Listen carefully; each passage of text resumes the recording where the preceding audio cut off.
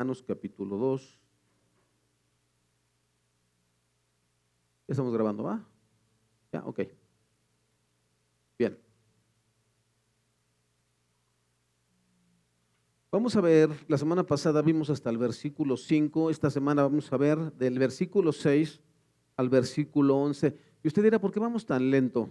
Bien, hermano, es necesario que avancemos de esa manera porque mientras no comprendamos el texto, hermano, lo que estamos tratando de establecer es que usted y yo tengamos conciencia de lo que leemos, de lo que vivimos. Por ejemplo, si yo le dijera, ¿alguna vez usted, hermano, se ha preguntado por qué Dios dio tan detalladamente la construcción del tabernáculo? O sea, ¿por qué puso medidas, tal forma? ¿Y alguna vez ha estudiado o ha visto el tabernáculo en todo lo que abarca esa cerca que puso el Señor? Solo dejó una puerta, no tiene ninguna otra puerta. No hay forma de entrar y eso apunta hacia Cristo. Yo soy el camino, yo soy la verdad, yo soy la vida. Está el altar de las ofrendas, está la fuente para lavarse. Después, cuando entra usted, hermano, está un candelero, están los panes, está incienso. Y en el lugar santísimo están, o se supone que estaban las tablas que se rompieron, el maná que fue rechazado y también ¿qué? La vara, ¿no? Entonces, el día que usted y yo, hermano, seamos más curiosos y nos detengamos a ver, ¿por qué Dios es esas medidas el Señor? ¿Por qué de tales colores? ¿Por qué de tales pieles? ¿Por qué la separación? ¿Por qué solamente podía entrar una sola vez al año el sacerdote? Todo eso, hermano, es súper interesante. Entonces, por eso estamos avanzando así lentamente en Romanos, hermano, porque hay textos que hay que meditarlos al estarlos estudiando. Hoy vamos a meditar sobre el texto de Romanos 2, versículos 6 al 11. La palabra del Señor dice de la siguiente manera, hermano, y después oramos y después nos ponemos en las manos del Señor para que Él hable a nuestras vidas. Dice la palabra del Señor: Él juzgará a cada uno según lo que haya hecho. Dará vida eterna a los que siguen haciendo el bien, pues de esa manera demuestran que buscan la gloria, el honor y la inmortalidad que Dios ofrece. Pero derramará su ira y enojo sobre los que viven para sí mismos, los que se niegan a obedecer la verdad y en cambio viven entregados a la maldad. Habrá aflicción y angustia para todos los que siguen haciendo lo malo, para los judíos primero y también para los gentiles, pero habrá gloria, honra y paz de parte de Dios para todos los que hacen lo bueno, para los judíos primero y también para los gentiles. Pues Dios no muestra favoritismo. En su rostro un momento. Señor, te damos gracias, Padre. Nos permite, Señor, exaltar tu nombre, Señor, cantarte, Señor, con nuestras voces, Dios, para reconocer tu majestad, tu gloria, Señor, para exaltarte, Señor, para bendecirte, Dios, para rendirte, Señor, pleitesía a tu nombre y a tu persona, Dios. Y ahora, Señor, Santo Espíritu de Dios, mueve de entre nosotros, haz tu obra en nuestros corazones y en nuestras mentes, Padre.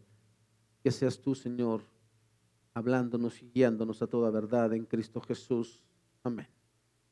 Le voy a leer la versión Reina Valera, hermano, porque suena interesante. Y vuelvo a repetirle, la Biblia nunca se contradice, pero hay textos que no son tan sencillos de entender. Versículo 6, el cual pagará a cada uno conforme a sus obras. Si la salvación no es por obras, entonces ¿por qué Dios va a juzgar las obras? Vida eterna a los que perseverando en bien hacer buscan gloria y honra e inmortalidad. Ahorita vamos a ver lo que significa eso, en bien hacer, buscar gloria, honra e inmortalidad, porque pareciera que hay que buscar estas cosas para poder ser salvo, y no está diciendo eso. Pero ira y enojo a los que son contenciosos y no obedecen a la verdad, sino que obedecen a la injusticia. Tribulación y angustia sobre todo ser humano que hace lo malo, el judío primeramente y también el griego. pero gloria y honra y paz a todo el que hace lo bueno, al judío primeramente y también al griego, porque no hay acepción de personas para con Dios. Esos textos, hermano, dicen mucho. La semana pasada nos quedamos en el principio número 1, le di 6 principios, ¿se acuerda? Vimos solamente el número 1. Mas sabemos que el juicio de Dios contra los que practican tales cosas es según verdad. Ya dijimos, hermano, no es por lo que cada uno piense, yo soy una buena persona, no. Dios nos conoce, Él sabe todo de nosotros y Él va a decir, yo decido quién fue sincero y quién no lo fue. Después, hermano, dice también, vamos a ver los principios 2 y 3, ya que vamos a abordar los versículos 6 al 11.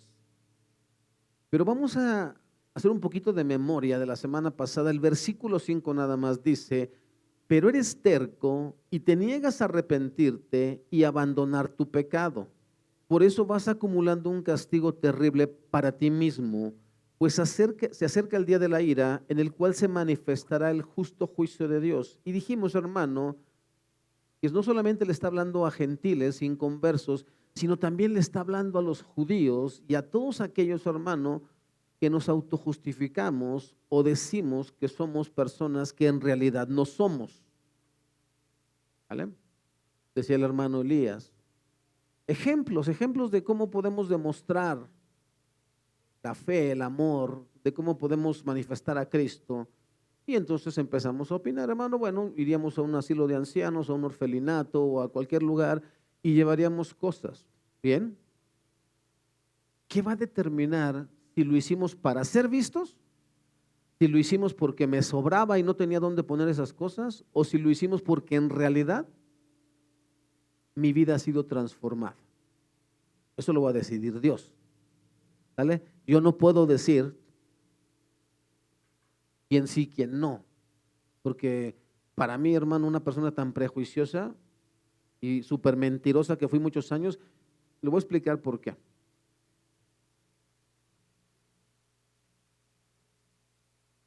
Hay unas personitas, hermano, que ahorita no sé qué esté pasando con sus vidas, pero no están viniendo y entonces hoy me llegó un mensaje, hermano, curiosamente hoy, y decía que había una situación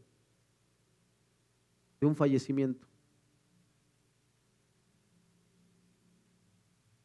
Está bien, hermano, el amor de Dios también se muestra de esa manera, pero soy tan prejuicioso, hermano, y fui tan mentiroso que la verdad no le creo. Le voy a explicar por qué. Una ocasión, mi hermano de sangre, uno que es más grande, el único hermano que tengo que es más grande que yo, nos fuimos de parranda cuando yo todavía no era cristiano. Mi mamá tenía un carrito de hot dogs ahí en el Museo de Antropología e Historia. Ella lo trabajaba, ¿vale? Entonces, esa vez ella se fue a Estados Unidos y nos dejó encargados a mi hermano y a mí. Y nos chupamos la venta y todo. Y no fuimos a trabajar al otro día, hermano.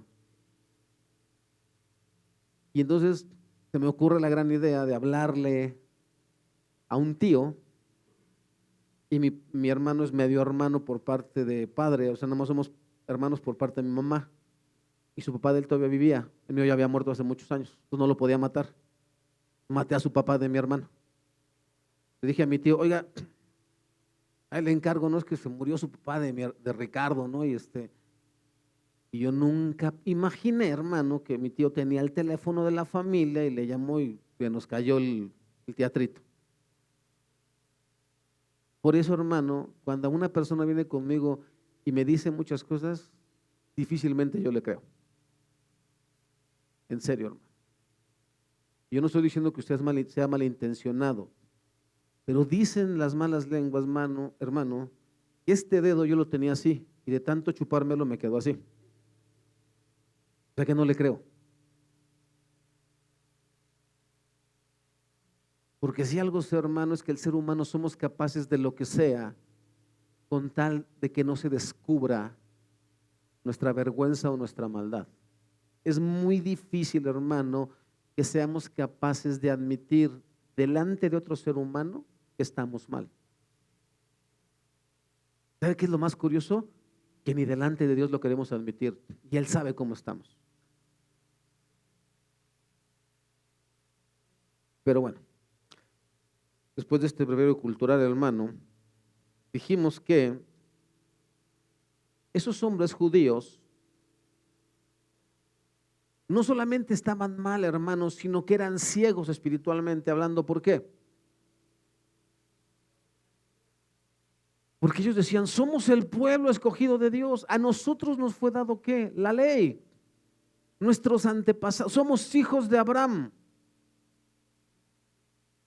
Somos ese pueblo escogido por Dios. Aquí está nuestra historia. El arca del Señor era la que nos guiaba a nuestros antepasados. Fuimos libertados de Egipto. Se sabían toda la historia. Ellos decían, estamos bien. Nosotros no estamos mal. Los cristianos son los que están mal. Ese Jesús es el que está mal. Imagínate nada más la ceguera espiritual. Y por eso dice, pero eres necio, eres terco, no te arrepientes, no te das cuenta que estás mal y estás acumulando ira para el día de la ira. ¿Cuál es ese día de la ira? El día final, cuando venga el juicio de Dios. Y entonces entramos al versículo 6. Él juzgará a cada uno según sus obras o según lo que haya hecho, que es esta versión. Pablo deja claro la base sobre la cual Dios juzgará a cada uno de nosotros, entendiendo que unos para vida eterna y otros para condenación eterna. Pero todos compareceremos delante del Señor. Todos los que estamos aquí, hermano, un día estaremos delante del tribunal de Cristo, todos sin excepción. ¿Vale?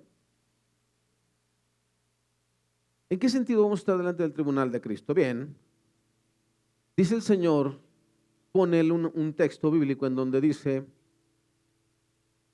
en aquel día muchos me dirán, Señor, Señor, en tu nombre hicimos milagros, fuimos a los asilos de ancianos, fuimos a los orfelinatos, fuimos a los hospitales y llevamos ayuda, ¿no? Hicimos cosas buenas, hacíamos campañas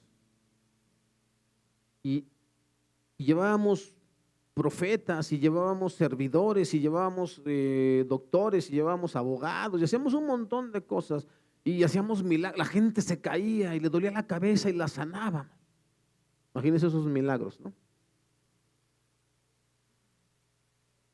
Y el Señor dirá, no los conozco. Hacedores de maldad. ¿Cómo? ¿Cómo si? Eso es lo que hacemos. Pero Él dice que Él conoce los corazones, hermano. Y Él dice que nunca fue Señor de nuestras vidas, porque nunca nos sometimos a Él. Hacíamos lo que se nos pegaba la gana. Cuando quiero voy, cuando no, no. Cuando se me pega la gana, estoy para ti, Señor, y cuando no, estoy enojado contigo. Y eso, hermano, no es la forma en que el Señor dijo que deberíamos vivir. ¿Qué fue lo que dijo que teníamos que hacer, hermano? Que nuestras vidas le pertenecieran. Que la norma de vida es lo que su palabra dice. ¿Cuántos de nosotros hasta el día de hoy, hermano, si me conviene, obedezco a Dios, pero si no me conviene, no, yo voy a hacer lo que yo creo que es correcto? Y es ahí, hermano, donde estamos metidos en el problema con Dios. Por eso le decía yo, todos un día estaremos delante del Señor. Todos los que el día de hoy, hermano, y no estoy hablando solamente de los que estamos aquí, sino estoy hablando de todo cualquiera que se diga cristiano.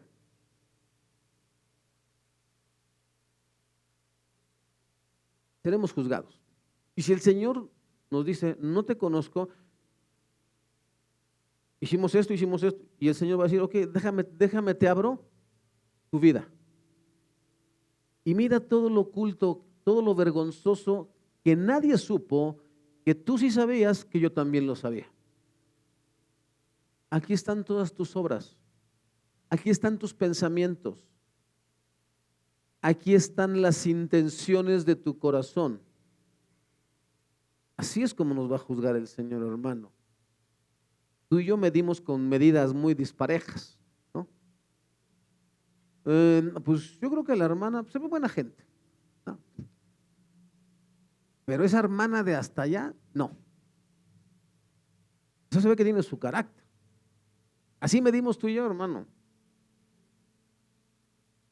Y Dios mide con justo juicio. ¿Qué más? Él recompensará a cada hombre según sus obras. Justicia absoluta es el criterio usado en el juicio del Señor. Las obras del hombre están ante Dios en su santa luz. ¿Se acuerdan los colores del amor? A mí me cuestan trabajo. Uno es el amor, la justicia y la gracia. Es tan luminosa. Imagínate qué tan luminoso debe ser cuando dice que la transfiguración del Señor, dice que era un resplandor, hermano. Dice, eran tan blancas las vestiduras del Señor como ningún lavador en la tierra las puede hacer blancas. Entonces imagínate que esa luz examina tu vida y la mía. ¿Qué crees que se la puede esconder a esa luz? Ninguna persona en su sano juicio quiere ser juzgado de esta manera. ¿Alguien se acuerda de quién era Cornelio en el libro de los Hechos?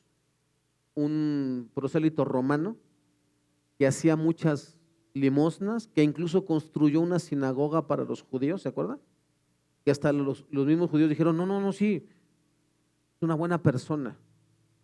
Pero ¿qué crees? Que él oraba hasta que un ángel del Señor le dijo, manda por Pedro. Porque sí, eres una persona dadivosa, generosa, una persona temerosa de Dios, pero no eres salvo. No conoces el Evangelio de Cristo. Y por eso van a buscar a Pedro. Pedro tiene una visión. Pedro va. Y ahorita vamos a ver esa parte, hermano. Porque también Pedro era un prejuicioso, como tú y como yo.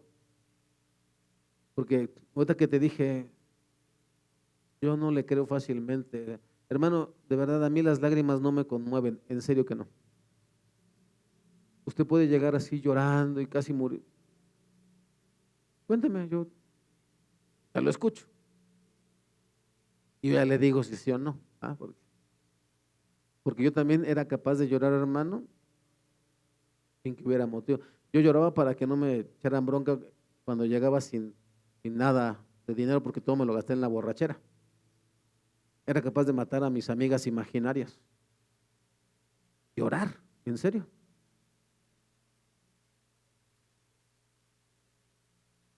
Yo sé de lo que le estoy hablando, ¿vale? Entonces, no, hermano, aquí las cosas son completamente distintas. O somos cristianos o no somos cristianos, hermano. Y si somos cristianos, ¿cómo se está manifestando eso en nuestra vida diaria? Porque muchos de nosotros, hermanos, somos cristianos, pero nunca, hermanos, se nos ha metido en el corazón ese texto que dice, el que ame a padre o a madre o a hijo o a hija o hermana o hermano más que a mí, no es digno de mí.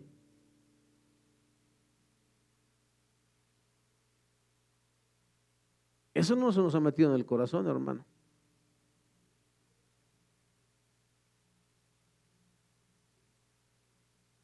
O nietos. No, porque veo que los abuelos son buenísimos, hermano. Quieren pagar sus culpas con pobres nietos, déjenlos en paz, en serio. Ya echó a perder sus hijos, deje a sus nietos en paz. Deje que los papás arruinen a sus propios hijos. Usted tuvo su oportunidad. No digo que no los ame, no estoy diciendo eso, hermano, escuche bien. Pero no son sus hijos, son los hijos de sus hijos. Deje que ellos sean responsables. Usted no permita que la usen o que lo usen. Si usted es abuelo o abuela, no permita que lo usen. Mamá, te los encargo. Voy a una fiesta. Encárgate tú. ¿Qué vienes aquí de responsable de dejarme a tus hijos? Se me muere uno y yo qué voy a hacer. Se te enferma y yo qué voy a hacer. Yo estoy aquí, mira, tranquilo. Yo ya batallé contigo. ¿Sabes el parto que fue tenerte y luego criarte? Dígale así. Porque esa fue la verdad, hermano. Los hijos fuimos una lindura con los padres. Al menos yo sí. Le hice ver su suerte a mi mamá. Yo creo que haber dicho, ¿para qué tuviste? Porque así somos los hijos, hermano. Ya después el Señor nos rescata y nos damos cuenta que estábamos mal. Eso ya es otro boleto. ¿Vale? Pero el asunto, hermano, es que cuando ustedes son abuelos, les solapan cosas que a los hijos no les solapaban. Si el nieto quiere tirar la comida en la mesa, ay, déjalo, está chiquito. Y ya por nosotros, ¿por qué nos pegaba? Tú tirabas algo y órale.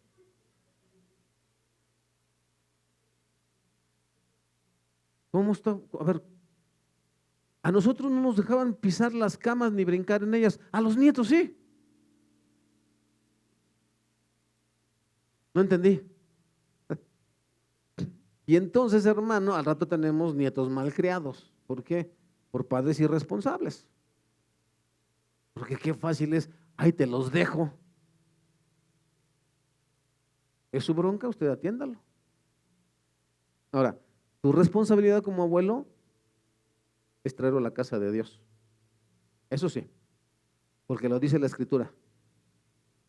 Y estas palabras que yo te prescribo el día de hoy, se las hablarás a tus hijos y a los hijos de tus hijos. Eso sí, cosas que alimenten su alma y su espíritu. Lo demás, hermano, no es asunto de usted. Entonces, esa es la parte que le vuelvo a decir, hermano, se tiene que manifestar. Necesitamos comprender la palabra de Dios. Yo tengo 2 nietos, hermano, 2 varoncitos de mi hija Suheili. Están ahí en Cortázar, ahí cerquita de Celaya. Pregúntame cada cuándo voy a visitar a mi hija. ¿Cuándo me ha visto que yo falte a la iglesia porque fui a visitar a mi hija? O a mi yerno y a mis nietos. ¿Usted cree que yo me la paso pegado al teléfono ahí? Ay, videollamada. No, hermano. ¿Usted cree que yo le pregunto a mi hija, ¿te trata bien tu marido? No, para nada, hermano. Ese no es un mandamiento, pero yo se lo inventé. No sea metiche. ¿Sí? ¿De qué? Porque ellos van a estar peleados, pero después se van a reconciliar y el que queda mal es uno, por metiche. Sí. Yo nada más de vez en cuando le hablo, ¿cómo estás, hija? ¿Cómo están todos bien? Dios los bendiga. El asunto es con mi hija, nada más. Los niños me han visto, el mayorcito como 2, 3 veces, hermano, y el chiquito me conoce cuando nació, que no creo que me haya conocido, y cuando tenía 1 año y cachito que vino a casa de mi mamá. Ya, hermano. Porque dice el texto bíblico, por tanto dejará el hombre padre y madre y se unirá a su mujer y ambos serán una sola carne. Ya. Eso, hermano, tiene que manifestarse siempre en nuestras vidas. ¿Qué tan cristianos somos? ¿Qué tanto hacemos caso a la palabra de Dios? En todos los aspectos, hermano, en todos los aspectos. Yo nomás le mencioné uno por un ejemplo solamente. Cornelio era un hombre bueno y sin embargo estaba perdido frente a la falsa ilusión de los que constantemente condenaban a otros, pero rehusaban convertirse. Ya le expliqué los versículos 3 y 4. El apóstol revela ahora la verdadera situación. Él les informa que aunque la ira de Dios pueda no haber alcanzado al judío todavía, en la manera en que ya le había sido revelada al gentil, esto no significa que nunca será derramada sobre ellos. Simplemente indica que durante un cierto tiempo su castigo, el del judío, está suspendido. Esto nos trae a la mente a Mateo 16:27, que dice: porque el Hijo del Hombre vendrá en la gloria de su Padre con sus ángeles y entonces dará a cada uno según sus hechos. Ahora, quiero hacerle una observación. Vamos a Mateo 16, hermano. Porque luego, por eso los pastores somos culpables de que la iglesia no conozca la Biblia. Dijimos Mateo 6, 16, 27, ¿va? Bueno, pero fíjese bien dónde empieza el contexto de ese pasaje. Empieza en el versículo 21, donde dice que Jesús anuncia su muerte. Dice: desde entonces comenzó Jesús a declarar a sus discípulos que le era necesario ir a Jerusalén y padecer mucho de los ancianos, de los principales sacerdotes y de los escribas, y ser muerto y resucitar al tercer día. Entonces Pedro, tomándolo aparte, comenzó a reconvenirle, diciendo: Señor, ten compasión de ti, en ninguna manera esto te acontezca. Pero él, Jesús, volviéndose, dijo a Pedro: quítate de delante de mí, Satanás, me eres tropiezo, porque no pones la mira en las cosas de Dios, sino en las de los hombres. Versículo 24. Entonces Jesús dijo a sus discípulos: si alguno quiere venir en pos de mí, niéguese a sí mismo y tome su cruz y sígame. 25. Pero todo el que quiera salvar su vida la perderá, y todo el que pierda su vida por causa de mí la hallará. Palabras en español, hermano, porque aquí parece que están en hebreo, ¿vale? El que quiera vivir la vida a su manera, creyendo que esa es la mejor forma, logrando todo lo que quiera lograr en esta vida, ese la va a perder.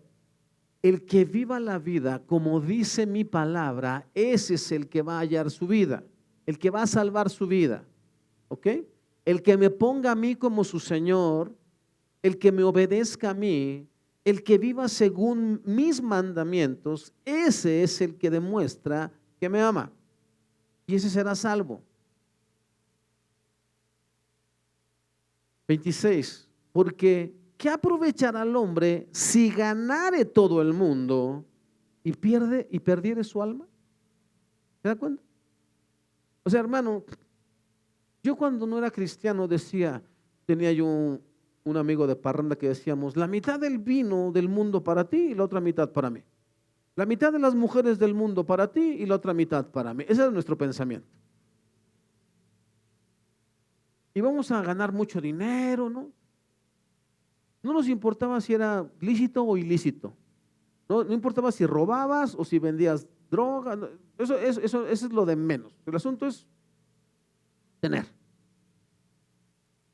Cuando yo me convertí en cristiano, entendí que ese camino no era el correcto, hermano. Y así no se debe vivir. Y entonces conseguí un empleo, como dice la palabra, decente para compartir con el que no tiene. Y las primeras cosas que entendí, hermano, es: debo cumplir con el Señor en cuanto a lo que Él demanda. Y lo que Él demanda es que una parte de lo que yo gano, hermano, es para el Señor, para su obra. ¿Sale? Así. Porque el trabajo me lo da Él, porque la salud me la da Él, porque la vida me la da Él, porque todo lo que yo tengo me lo da Dios. Eso fue lo que yo entendí, hermano. Pero resulta, hermano, que nunca falta la tentación. En esas empresas, hermano, nosotros manejábamos químicos para limpieza, y de repente había sobrantes, hermanos. Pedíamos a veces muestras para hacer demostraciones de los productos. Casi siempre te sobraba. ¿Y qué hacíamos? Pues sobró y es bueno el producto, y me lo llevo para mi casa.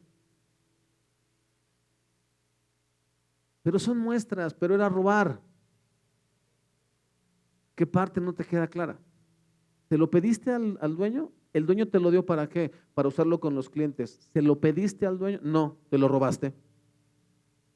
Pero eso es merma, o sea, eso ya es, la empresa sabe que no, te lo robaste, o sea, sea honesto, te lo robaste.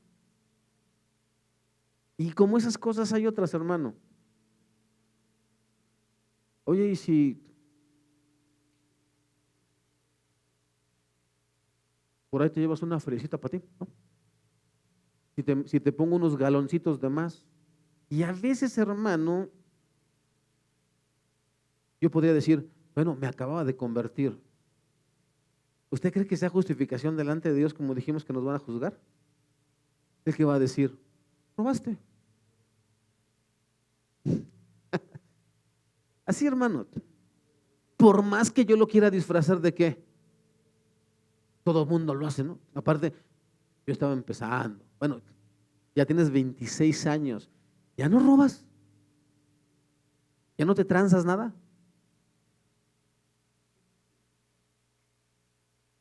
Yo ahí se la dejo, hermano. Y entonces sí viene el versículo 27, porque el Hijo del Hombre vendrá en la gloria de su Padre con sus ángeles, y entonces pagará cada uno conforme a sus obras. ¿Verdad que no significa lo mismo cuando ya salía así bonito? Cuando logro entender el texto, hermano, me doy cuenta que debo revisar cómo estoy viviendo.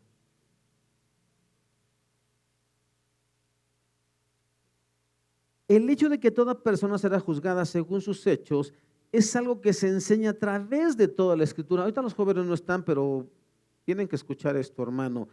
Eclesiastés 12, 13, 14 dice lo siguiente: aquí culmina el relato. Mi conclusión final es la siguiente: teme a Dios y obedece sus mandatos, porque ese es el deber que tenemos todos. Dios nos juzgará por cada cosa que hagamos, incluso lo que hayamos hecho en secreto, sea bueno o sea malo. Eclesiastés está dirigido mucho a los jóvenes, los últimos dos capítulos, 11 y 12.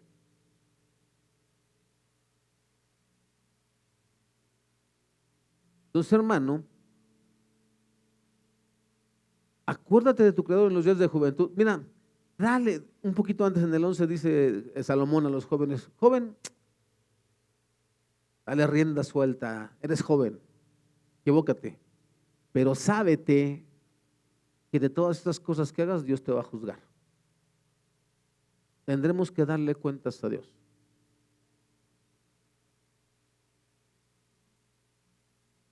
Por ejemplo, hermano, le pongo un ejemplo que muchos jóvenes cometimos el error de ser jóvenes. Eso se cura con el tiempo. Pero hubo muchos de nosotros, hermano, que, sobre todo los hombres, ignoro si las mujeres sean así, yo creo que no, quién sabe, ¿verdad? Pero éramos muy promiscuos los hombres. ¿Sí sabe lo que es eso, no? Andábamos viendo dónde o con quién acostarnos cuando no éramos cristianos. Espero que como cristiano nuestros jóvenes no anden haciendo eso. Pero los que no éramos cristianos andábamos buscando ver a ver con qué chica nos metíamos. Y hubo algunas que quedaron embarazadas. Yo, por ejemplo, hermano, me casé a los 20 años. Ya usted conoce la historia, me casé solamente por el civil, tuve 2 hijos y después los abandoné. Bueno, ya cuando era cristiano, hermano, yo tenía que ser responsable de esos hijos. Pero hay otros que, quién sabe con quién anduve y con quién me metí, quién sabe si tuve hijos y dónde quedaron. Y ya eres cristiano y los has ido a buscar. Porque eso Dios lo va a demandar, hermano. Eso Dios lo va a demandar.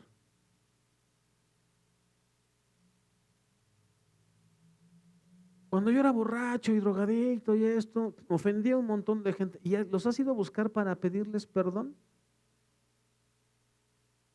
¿Les has hablado del Evangelio?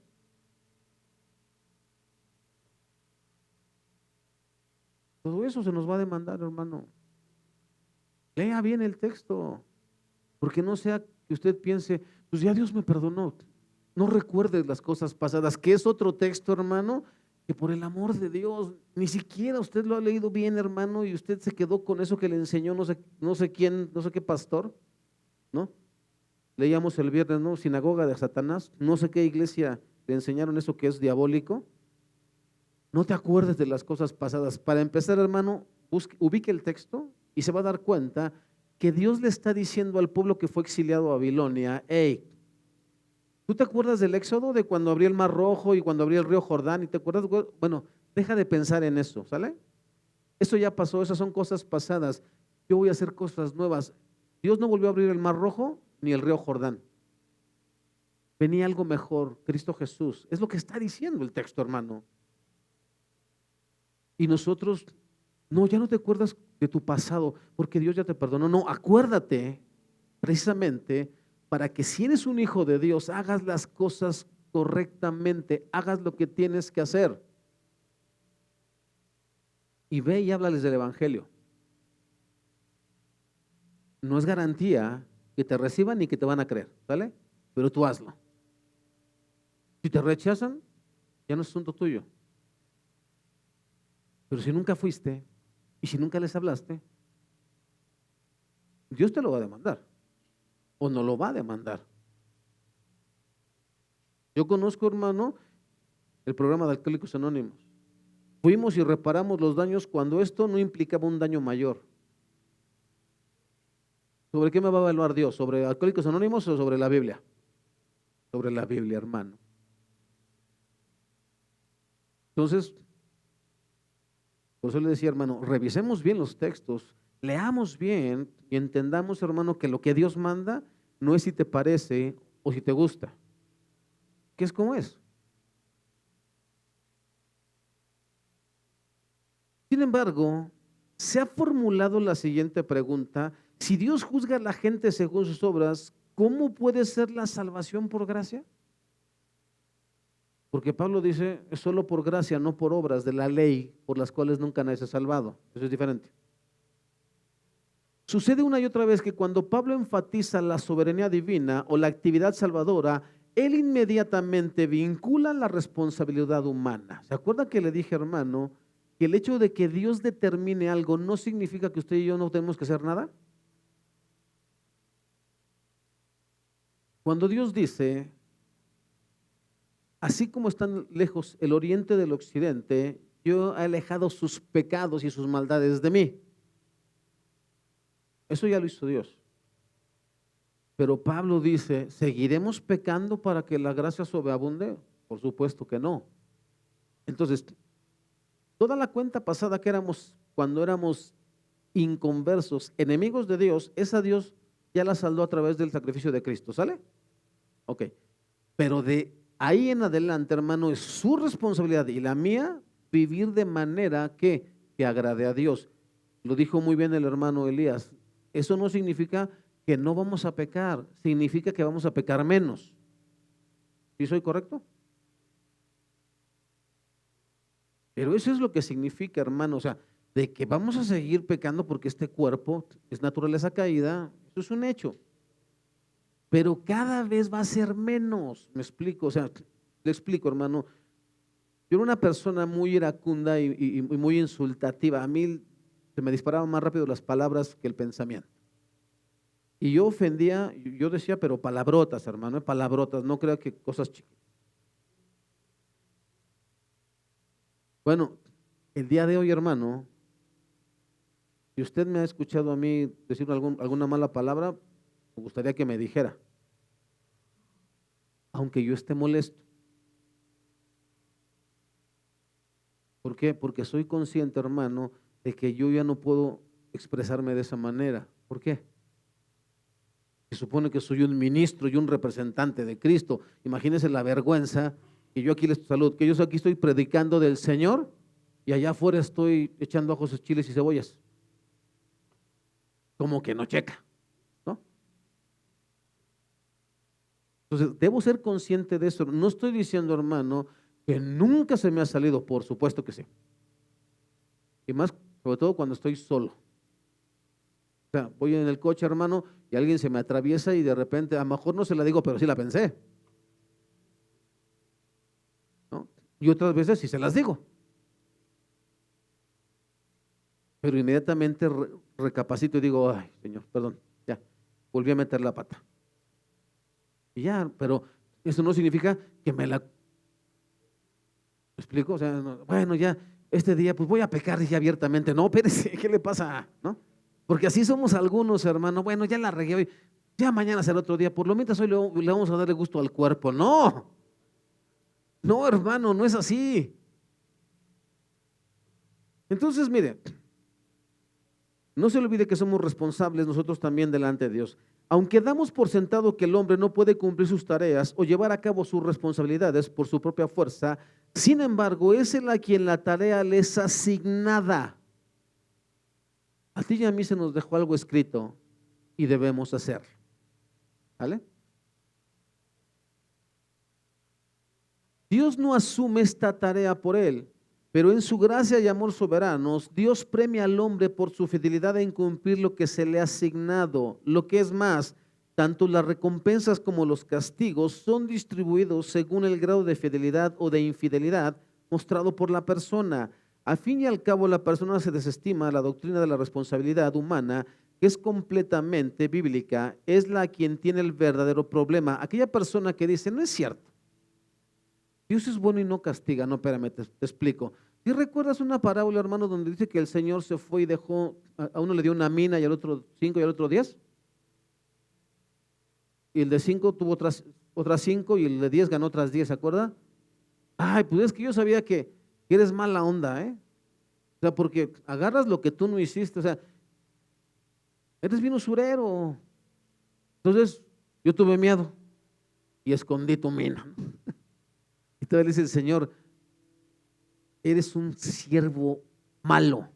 Por lo menos hubieras metido mi dinero al banco para que ganara algo. No que aparte de que no hiciste nada, no, que le quiten esto y al que tiene 10 de... ¿Cómo?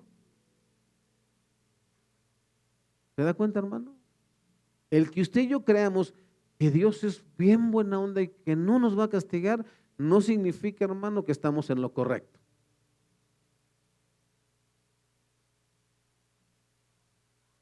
Esa persona tiene un problema si desestima la doctrina de la responsabilidad. ¿Recuerda la aclaración que hicimos acerca de Juan 10:10 el viernes, hermano? El ladrón no vino sino para robar, matar y destruir. ¿De quién estamos hablando? Del diablo. ¿Quién le dijo eso? Me lo enseñaron en una iglesia donde yo iba. Bueno, su pastor no sabía nada. Qué vergüenza, hermano, que los pastores seamos ignorantes. Y yo se lo leí el viernes. Revise bien el texto de Juan 10:10. Está hablando de una parábola del redil. Dice, yo soy el buen pastor. Nunca se menciona al diablo, hermano. El capítulo 9 es cuando Jesús le devuelve la vista a un hombre que nació ciego de nacimiento. Y ahí no se menciona al diablo. Pero los pastores, es que Satanás no vino sino a robar. No, ahí no está hablando de Satanás. Fíjese que dice los versículos 11 al 13, yo soy el buen pastor da su vida en sacrificio por las ovejas. El que trabaja a sueldo sale corriendo cuando ve que se acerca un lobo, abandona las ovejas porque no son suyas y él no es su pastor. Entonces el lobo ataca al rebaño y lo dispersa. El cuidador contratado o el asalariado sale corriendo porque trabaja solamente por el dinero y en realidad no le importan las ovejas. Por eso dijimos, hermano, que el Señor será muy severo con aquellos que nos dio un llamado a ser pastores. ¿Lo hiciste realmente porque me amabas o te dedicaste solamente a quitarle el dinero a la iglesia? Porque así hay muchos, hermano. ¿Quién quiere recibir más poder de Dios? Traiga una ofrendota. ¿Quién quiere un ministerio? Traiga una ofrendota. Pues sí, hermano. Así es en muchas iglesias. De acuerdo, el sapo es el ministerio, ¿no? Es lo mismo. ¿Somos verdaderos hijos de Dios que trabajamos para agradarlo a Él o solo somos personas egoístas que buscan lo suyo? Que decía, ¿lo que hacemos lo hacemos para la gloria de Dios? No me contesta, hermano, porque yo no conozco sus motivaciones, pero usted sí la sabe. Y yo sé, hermano, que al menos en esta iglesia hay muchos que de verdad de todo su corazón lo hacen, porque yo lo he visto, hermano. Yo lo he visto, o sea, quiero tener las facultades para discernir cuando alguien por interés y cuando alguien lo hace porque de verdad está convencido de que eso es para la gloria de Dios.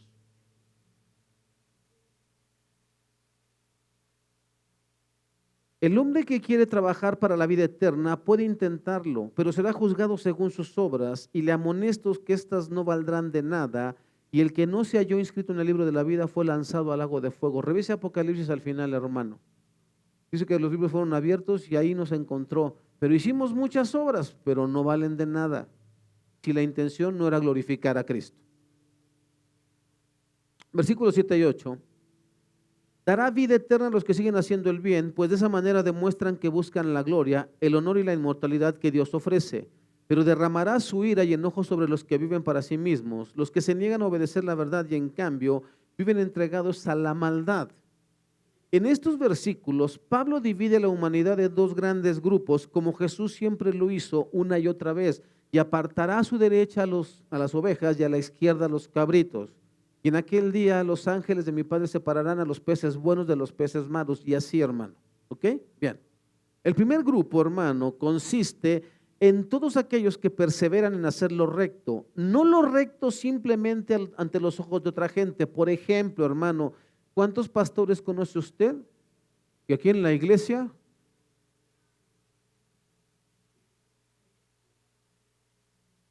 correcto. Pero allá en la casa, hermano, tratas a la esposa y a los hijos con la punta del pie. Allá en la casa, hermano, ni tu plato lavas. Estoy hablando de pastores, ¿eh?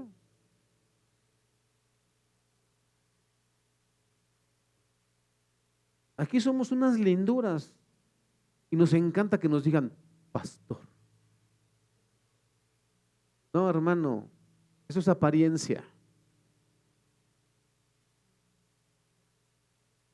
Una norma de medidas que el apóstol acaba de condenar en los versículos 1 al 3. Dice, aquellos que se la pasan juzgando porque se creen mejor que los otros. Se lo dije la semana pasada. Los pastores pensamos que todo lo sabemos y que todo lo merecemos. Y no. Sino lo recto ante los ojos de Dios. A estos Dios les otorgará vida eterna, la totalidad de aquella vida que ya era en principio su porción antes de morir. Desde que tú y yo fuimos salvos, hermano, hay algo que nos espera, que es la vida eterna. Ahora, si en esta tierra realmente demostramos que hemos creído en Cristo y nuestras vidas demuestran que de verdad es nuestro Señor, nos espera una recompensa ya en el cielo, hermano. Eso es lo que dice la palabra del Señor. ¿Ok? Y eso, hermano, pues eso ya es un extra. Bueno, todo es un extra porque nada nos merecíamos. Bueno, en aquel día del juicio final, ellos recibirán esta bendición en medida completa, tanto para el alma como en lo aplicable para el cuerpo. ¿Y qué es vida eterna?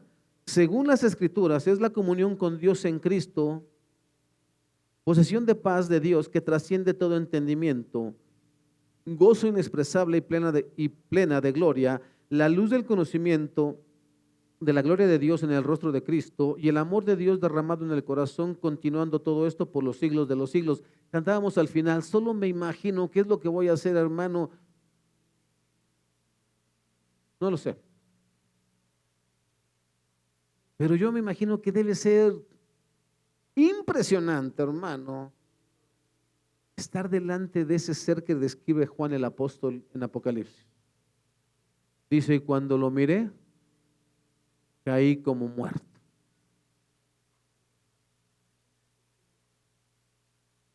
Yo sé que la alabanza está bien bonita. No sé si danzaré de gusto. No sé, hermano, yo no sé si de verdad pueda yo hacer algo delante de ese ser.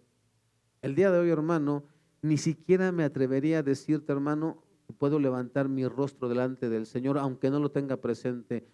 Todos los días, hermano, a veces le pregunto al Señor, Señor, ¿de verdad sí valió la pena lo que hiciste por mí? ¿De verdad me he comportado bien? ¿O no? ¿O no soy un digno representante tuyo? El segundo grupo, hermano, consiste de aquellos que están llenos de egoísta ambición. En vez de obedecer la verdad, ellos prestan oídos a cualquier cosa que deshonre a Dios. Para ellos habrá ira y enojo, es decir, en aquel día tendrán conciencia en aquel día del juicio final, siempre de allí en adelante serán objetos de fuerte desagrado o indignación de Dios. Siempre tendrán conciencia de ello y nunca les será posible para ellos salir de debajo del mismo. Toda esa gente, hermano, a la que se le ha hablado de Cristo y que no quieren saber nada de Él, un día, hermano, estarán delante del Señor y entonces entenderán que hicieron muy mal al rechazar a Cristo. Versículos 9 al 11, perdón. Habrá aflicción y angustia para todos los que siguen haciendo lo malo, para los judíos primero y también para los gentiles, pero habrá gloria y honra y paz de parte de Dios para todos los que hacen lo bueno, para los judíos primero y también para los gentiles, pues Dios no muestra favoritismo. En primer lugar, un comentario sobre la forma de este pasaje y luego sobre su significado.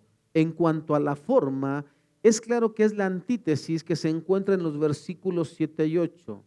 Es reproducida aquí en orden inverso. Esto es cierto en dos respectos o en dos aspectos. En los versículos 7 y 8, los obedientes eran mencionados antes que los desobedientes. En los versículos 9 y 10 es lo opuesto. En los versículos 7 y 8, la descripción de la persona desobediente, y en los versículos 9 y 10 lo opuesto es cierto también. Y en los versículos 7 y 8, la descripción de la persona, ya sea obediente o desobediente, precede a la mención de la recompensa o el castigo, y lo opuesto es cierto también con respecto a los versículos 9 y 10. Entonces, hermano, acuérdese, es un paralelismo, o teníamos, creo que se llamaba quiasmo, algo así. Ahorita no recuerdo bien el nombre, hermano, pero está demostrando que lo mismo que se dijo arriba se dijo abajo, solo que no en inverso. Entonces, eso, hermano, es para que no se nos olvide. Estos 7, 8, 9 y 10, si queremos hacernos los oxisos en el 7 y 8, en el 9 y el 10, el Señor nos dice, bueno, por si se te olvidó. En lo referente al significado, aquí en los versículos 9 y 10, se enfatiza que no es lo que la persona se imagina ser, sino lo que en realidad es ante los ojos de Dios, según lo demuestra su vida, sus obras, lo que determina qué sucederá con él en el juicio final. Esto es cierto de cada alma de hombre, es decir, de cada persona que vive. Para el obrador de mal habrá una aflicción externa y una angustia interna en relación con los obradores del bien. Nótese que en el versículo 7, lo que el pueblo de Dios buscaba, a saber, gloria y honor y inmortalidad, es también lo que reciben, a saber, gloria y honor y paz. Aquí los términos inmortalidad y paz pueden ser vistos como sinónimos, al menos en una medida considerable. La palabra paz debe interpretarse en su sentido más amplio, indicando una salvación plena y libre, una participación gozosa y sin fin, con cuerpo y alma renovados, en toda la bienaventuranza del nuevo cielo y de la nueva tierra. Esto es, por supuesto, incluye una dulce comunión con el Trino Dios y con todos los redimidos. Todo esto para la gloria de Dios, dado que en el orden de la historia los judíos habían recibido el evangelio antes que los griegos. A los gentiles, este orden, primero el judío y luego el griego, será tomado en cuenta también en el juicio final. Ni en lo referente al castigo, ni en lo referente al premio, se perderá de vista que los judíos habían sido privilegiados muy por encima de los gentiles. ¿Qué dice, hermano, Romanos 1:16? ¿Ya está? Porque no me avergüenzo del evangelio, porque es poder de Dios para salvación a todo aquel que cree, al judío primero y también al griego. Romanos 3:1 y 2. ¿Qué ventaja tiene pues el judío o de qué aprovecha la circuncisión? Mucho en todas maneras. Primero, ciertamente, que les ha sido confiada la palabra de Dios. Y ahí mismo en Romanos 9:4 y 5. ¿Qué son israelitas, de los cuales son la adopción, la gloria y el pacto, la promulgación de la ley, el culto y las promesas, de quien son los patriarcas, de los cuales según la carne vino Cristo, el cual es Dios sobre todas las cosas, bendito por los siglos, amén? Entonces, Dios no es injusto. Él dice, primero fueron los judíos, bueno, primero con ellos. Después fueron los gentiles, ahora arreglamos las cuentas con ustedes. Pues es Dios, hermano. Esto, sin embargo, no debe interpretarse como si dijera que Dios tratará más generosamente al judío que al gentil. Por el contrario, Dios no muestra favoritismo. Una lección que Pedro tuvo que aprender. En Hechos 10:30 al 36, Cornelio contestó: hace 4 días yo estaba orando en mi casa, como esta misma hora, a las 3 de la tarde, y de repente un hombre con ropa resplandeciente se paró delante de mí. Me dijo: Cornelio, tu oración ha sido escuchada y Dios ha tomado en cuenta tus donativos para los pobres. Ahora, envía mensajeros a Jope y manda llamar a un hombre llamado Simón Pedro. Está hospedado en la casa de Simón, un curtidor que vive cerca de la orilla del mar. Así que te mandé a llamar de inmediato y te agradezco que hayas venido. Ahora estamos todos aquí delante de Dios, esperando escuchar el mensaje que el Señor te ha dado. Y entonces Pedro respondió: veo con claridad que Dios no muestra favoritismo. En cada nación, Él acepta a los que le temen y hacen lo recto. Este es el mensaje de la buena noticia para el pueblo de Israel, que hay paz con Dios por medio de Jesucristo, quien es Señor de todo. Tú y yo, hermano, podemos el día de hoy tener muchos prejuicios, como te dije al principio, que yo soy bien prejuicioso. Pero Dios no es así. Yo sé que a veces me he equivocado al emitir juicios, hermano, en cuanto a lo que es el orden de la iglesia y la disciplina que se imparte en esta iglesia. Hay personas que me han reclamado: aquella persona que hizo tal cosa, ¿por qué no lo disciplinó? Bueno, porque yo le pregunté a Dios y Dios dijo que no. O sea que usted consulta con Dios y Dios le habla. No, hermano, lo discierno a través de la Escritura. Y me doy cuenta, hermano, cuando una persona realmente le pesa en su corazón haberle fallado a Dios. Y yo me doy cuenta, hermano, a través de la conducta de esa persona, si es el momento, hermano, de que continúe. Simplemente, ¿sabe qué? A partir de hoy se sienta y ya no puede ministrar aquí. Pero eso me lo da a entender que su conducta.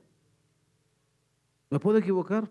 Por supuesto, ya me equivoqué. Acuérdese el errorzote que cometimos aquí al aceptar a una persona que creíamos que de verdad amaba a Dios y resulta que lo que más amaba eran las mujeres de la iglesia.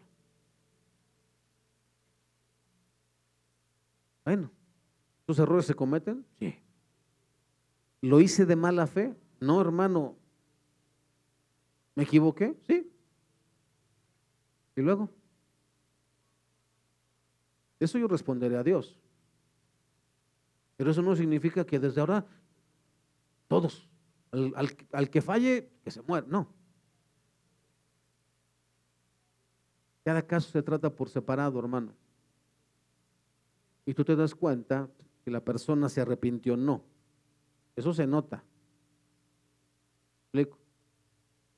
¿En qué te das cuenta, hermano, si una persona está arrepentida o no? Lo primero que tú te das cuenta de una persona que está arrepentida de haberle fallado a Dios es que no se va de la iglesia. ¿Por qué? Porque ¿dónde va a estar mejor que en la presencia de Dios? ¿Qué dijo David en el Salmo 50, hermano? Hay otro salmo que dijo David, cuando dice: mientras callé, se envejecieron mis huesos en mi gemir todo el día. Nadie se va a enterar, nadie, pero no aguantas la presión que Dios pone en ti. Te lo digo por experiencia. Tú sabes que estás bien mal delante de Dios, entonces llega un punto en el que dices: ya no aguanto, ya, Señor, perdón. Y hablas. Pero sigues aquí, hermano, porque de verdad tú quieres que Dios, ¿qué dijo David? No apartes de mí tu Santo Espíritu, renueva un espíritu recto de mí. No me eches de delante de ti, no apartes de mí tu Santo Espíritu. No dijo: no me quites de ser rey. No le importaba el trono a David. Él dice: me interesa tu presencia, Señor, yo quiero estar aquí. Sí reconozco que estoy mal, sí reconozco que pequé contra ti, por favor te pido que me perdones, pero no me permitas que me aleje de tu presencia. Cuando la persona pone pretextos y se aísla y se va, hermano, entonces ¿sabes qué te das cuenta? Que no está arrepentida. No hay que ser tan espiritual, hermano, pero eso lo encuentras en la palabra de Dios. Ahora, quedamos aquí, ¿sale? Por último, nos viene a la memoria un pasaje de los labios del mismo Señor Jesucristo. Vaya conmigo a Lucas 12, 47 y 48. Escuche muy bien, hermano, todo aquel que algún día ha servido a Dios o seguimos sirviendo a Dios. Escuche bien, ¿eh? En lo que sea que hagas, ya sea que yo nomás lavaba los baños, perfecto, también eso es para ti. Desde predicadores, hermano, hasta el que se para en la puerta y recibe a los hermanos. Es para todos. Lucas 12, 47, 48. Un siervo sabe lo que hace, sabe lo que su amo quiere, pero no se prepara ni cumple las instrucciones, será severamente castigado. Vamos a Lucas 12, hermano, para darle el contexto y ya terminamos, ¿eh? Los chicos de alabanza pueden irle pasando, por favor.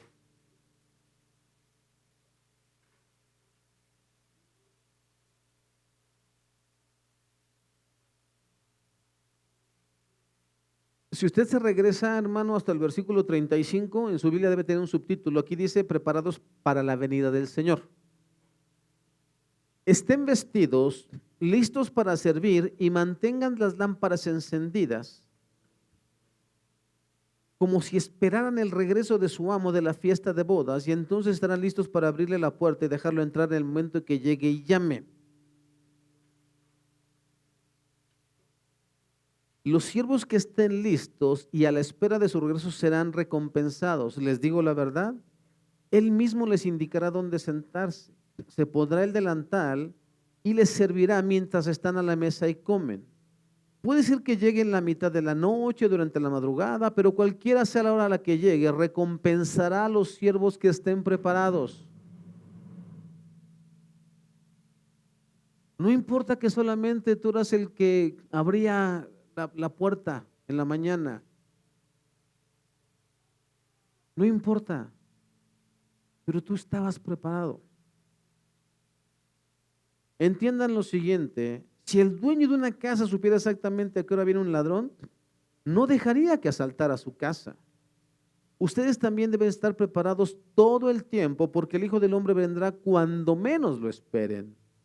Pedro preguntó, Señor, ¿esa ilustración es solo para nosotros o es para todos? Y el Señor respondió, un siervo fiel y sensato es aquel a quien el amo puede darle la responsabilidad de dirigir a los demás siervos y alimentarlos.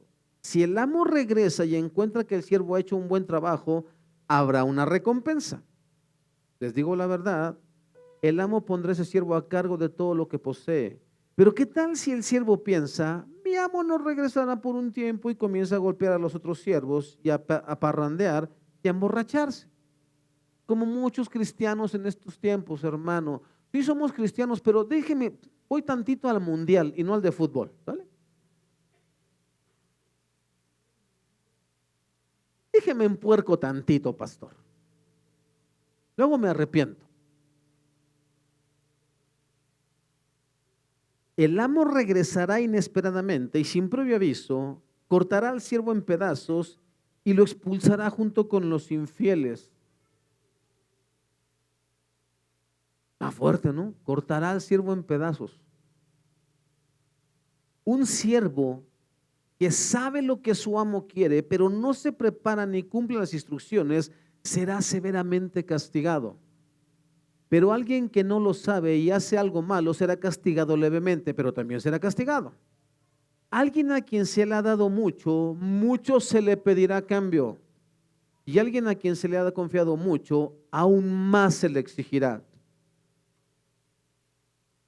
Y usted piensa, hermano, que prestarle un servicio a Dios es una cosa insignificante porque solamente acomodo sillas o voy al grupo de oración o hago o no soy el predicador. Si usted piensa que porque no soy de los de la alabanza, usted no tiene responsabilidad delante de Dios, déjeme decirle que según lo que leímos, usted es responsable delante de Dios por lo que se le haya dado. Ahora imagínense los que estamos aquí. Que no nos importe las cuentas que vamos a entregar.